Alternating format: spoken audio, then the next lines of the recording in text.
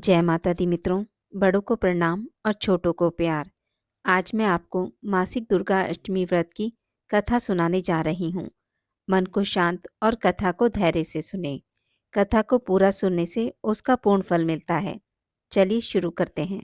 प्राचीन समय की बात है।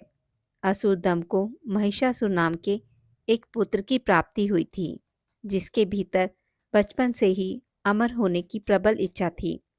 अपनी इसी इच्छा की पूर्ति के लिए उसने अमर होने का वरदान हासिल करने के लिए ब्रह्मा जी की घोर तपस्या आरंभ की। महिषासुर द्वारा की गई इस कठोर तपस्या से ब्रह्मा जी प्रसन्न हुए और उसे मनचाहा वरदान मांगने को कहा। ऐसे में महिषासुर, जो सिर्फ अमर होना चाहता था, उसने ब्रह्मा जी से वरदान मांगते हुए खुद को अमर करने के लिए उन्हें बाध्य कर दिया। परंतु ब्रह्मा जी ने महिषासुर को अमरता का वरदान देने की बात ये कहते हुए टाल दी कि जन्म के बाद मृत्यु और मृत्यु के बाद जन्म निश्चित है, इसलिए अमरता जैसी किसी बात का कोई अस्तित्व नहीं है। जिसके बाद ब्रह्मा जी की बात सुनकर महिषासुर ने उनसे एक अन्य वरदान मांगने की इच्छा जताई और कहा कि ठीक है स्वामी, यदि मृत्यु होना तय है तो मुझे ऐसा वरदान दे दीजिए कि मेरी मृत्यु किसी स्त्री के हाथ से ही हो। इसके अलावा अन्य कोई दैत्य, मानव, देवता और कोई भी मेरा वध ना कर पाए। जिसके बाद ब्रह्मा जी ने महिषासुर को दूसरा वरदान दे दिया। ब्रह्मा जी द्वारा वरदान प्राप्त करते ही महिषासुर अहंकार से अंधा हो गया और इसके साथ ही बढ़ गया उसका अन्याय।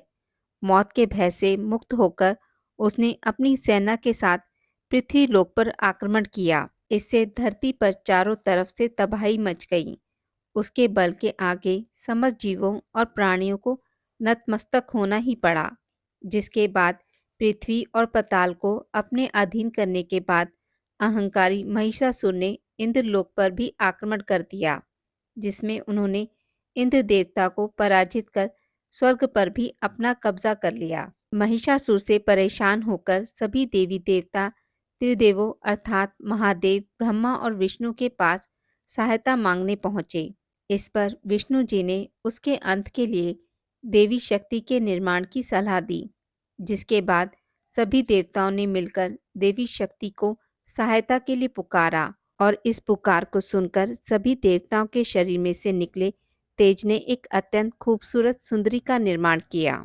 उसी तेज से निकली माँ आदिशक्ति, जिसके रूप और तेज से सभी देवता भी आश्चर्यचकित हो गए। त्रिदेवों की मदद से निर्मित हुई देवी दुर्गा को हिमावन ने सवारी के लिए सींग दिया और इसी प्रकार वहां मौजूद सभी देवताओं ने भी माँ को अपने एक एक अस्त्र शस्त्र सौंपे और इस तरह स्वर्ग में देवी दुर्गा को इस समस्या हेतु तैयार किया गया। माना जाता है कि देवी का अत्यंत सुंदर रूप देखकर महिषासुर उनके प्रति बहुत आकर्षित होने लगा और उसने अपने एक दूत के जरिए देवी माँ के पास विवाह का प्रस्ताव तक पहुँचाया। अहंकारी महिषासुर के इस ओछी हरकत ने देवी भगवती को अत्यधिक क्रोधित कर दिया। जिसके बाद ही माँ ने महिषासुर को युद्ध के लिए ललकारा। माँ दुर्गा से युद्ध की ललकार सुनकर ब्रह्मा जी से मिले वरदान के अहंकार में अंधा हो चुका महिषासुर उनसे युद्ध करने के लिए तैयार भी हो गया। इस युद्ध में एक एक करके महिषासुर की संपूर्ण सेना का माँ दुर्गा ने सर्वनाश कर दिया।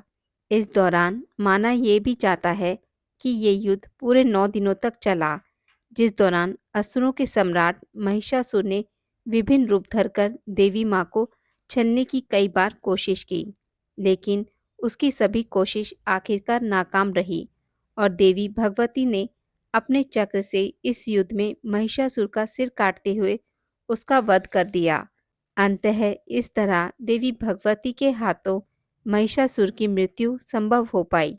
माना जाता है कि जिस दिन माँ भगवती ने स्वर्गलोक, पृथ्वीलोक और पाताल लोक को महिषासुर के पापों से मुक्ति दिलाई, उसी दिन से ही दुर्गा अष्टमी पर्व प्रारंभ हुआ। आज की इस वीडियो में बस इतना ही। मित्रों, अगर आपको मेरी वीडियोस पसंद आती हैं तो इसे लाइक और शेयर ज़रूर करें और पूजा पाठ से जुड़ी जानकारी के लिए मेरे चैनल को सब्सक्राइब करना ना भूलें। धन्यवाद।